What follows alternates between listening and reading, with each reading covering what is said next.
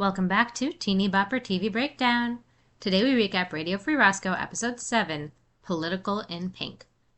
Before we begin, a note. This began as a funemployment side project, and said funemployment may be coming to an end soon. Publication frequency may then change along with that. Continuing with 3 times a week is unlikely. If I can still handle once a week, that may be the route. But if I need the downtime to simply watch the shows on my own without doing these recaps, that may be where we end up. I will at least recap through the end of Radio Free Roscoe Season 1, which is Episode 13, and we'll go from there. Now back to the show. The teens are listening to Jennifer Peoples give a student council campaign speech, which seems unnecessary since she's run virtually unopposed for literal years now. Aside from Barney Oscarson, but no one's voting for that math and science geek who unironically wears a shirt with his unfortunate initials stamped on it. Our foursome is alarmed when she mentions reducing socially deviant forms of personal expression. What does that mean exactly?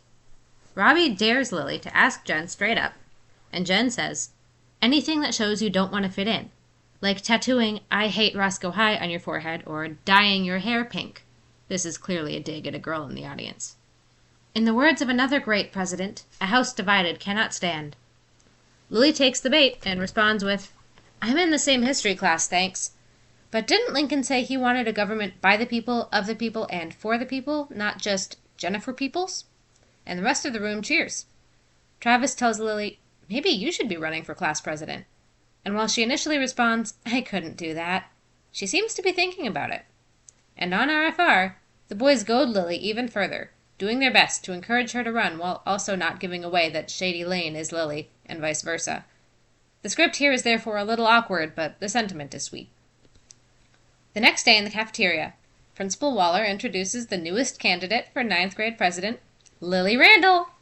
Her speech starts off nervous, but ends up strong once she starts talking about individuality, and the students are buying in, though Waller, on the other hand, looks less than thrilled. She ended with, Think pink! So of course that becomes her campaign color. We see it in balloons, flyers, buttons, cafeteria food, everywhere. RFR does a segment on Lily that allows listeners to call in, and the first is Jennifer Peoples herself, accusing RFR of being the Lily Randall propaganda station. She makes a point of how Lily wouldn't have her slogan if not for Jennifer's original speech, and asks how Lily has proven herself in comparison to Jennifer's years in student government. Unable to answer, Ray pretends there's static on the line, and producer Travis has no choice but to hang up. Robbie immediately says, Nice censorship, Ray. You know we're going to have to come back and deal with this sooner or later. Lily acknowledges that Jennifer was right. She hasn't proven anything. Yet. It's time for a candidate photo, and Lily shows up with pink dyed streaks in her hair. And it actually looks great. As the campaign manager, Ray loves it. Lily Randall doesn't just say think pink, she lives it. Waller sees her new look and calls her over, but the boys start chanting, Think pink, and get the rest of the cafeteria to join in, so whatever words the principal has are empty. Ray grins, saying, Just think, when Lily becomes president, I'll be her first lady. While Lily is passing out pink cherry-flavored hand stamps of approval to be your own weird self, Jen calls in to RFR yet again, with a 34-point list of grievances she has against Lily. And this time they can't stop her. Lily's still mad they let her go on that long, given that RFR isn't exactly NPR, but Robbie argues that it's free speech. If that's the case, then it's Lily's turn for a rebuttal. Time for a candidate Q&A session, and Ray has pink streaks in his hair now too to show support, as do several other students, and Lily is stunned. She might actually win this thing! Whoa, she might actually win this thing. Ray advises her to play it safe with her Q&A responses now that she has a lead, and keep everything right down the middle. But Travis looks unsure.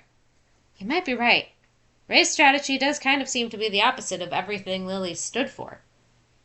Yep, that may be coming to fruition. Barney Oscarson asks why only the jocks have an award banquet. Lily says something about how being herself is its own reward, and Waller tells her, Nice sidestep, you may have a knack for this after all. 1, impressing him is maybe the last thing Lily wants to do, and 2, these kids are going to love Hamilton. Then, the original girl with the pink hair is upset that now she and her friends look like conformists when they dyed their hair before it was cool. Lily tries to tell her they're part of something bigger now, but that just makes the girl get up and leave. Travis finds Lily the day before the election, and Lily isn't feeling as sure about anything anymore. He asks if it's about the Q&A session and assures her she was great in there. Just like a 9th grade president. She responds with, "Just like a Waller suck-up, you mean?" As she leaves, Barney tells her he's conceding and telling his voters to vote for Lily instead, which just makes Lily look even more stressed. Lily calls into RFR, which is running without her, as Shady Lane, saying, she could have voted for Lily if she'd stayed true to herself, but she's a phony. Her pink hair is a gimmick, like Jennifer said. She's championing individual expression, but not expressing her true self. The boys are confused, but Lily is insistent. Don't think pink, think however you want to think. And either way, don't vote for Lily. And with that, Jennifer Peoples is class president once again. But as Shady Lane puts it, while Lily isn't upset that she lost, her campaign and ideas have still left a legacy, so this isn't over. The student body will be watching. Don't change that channel. We'll be right back on Teeny Bopper TV Breakdown.